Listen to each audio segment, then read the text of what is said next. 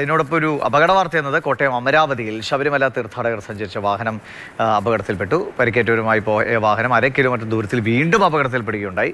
ശബരിമല തീർത്ഥാടകർ സഞ്ചരിച്ച Omni van മതിലിൽ ഇടിച്ചാണ് ആദ്യം അപകടം ഉണ്ടായത്. ഷിനോജ് വിവരങ്ങൾ നൽകും. ഷിനോജ്, ഇപ്പോൾ 2 തവണ അപകടം ഉണ്ടാകുക എന്നുള്ള ഒരു വല്ലാത്ത ദൗർഭാഗ്യമാണല്ലോ. എന്താണ് പരിക്കേറ്റവരുടെ അവസ്ഥ?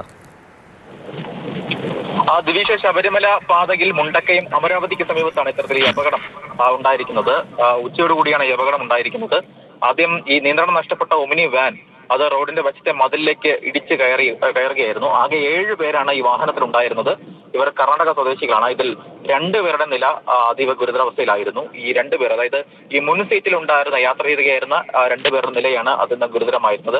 നാട്ടുകാരൊക്കെ ചേർന്ന് ഇവരെ ആദ്യം ഈ വാഹനത്തിന്റെ മുൻവശം പൊളിച്ചാണ് ഈ 2 പേരെയും പുറത്തേക്ക് എടുത്തത്.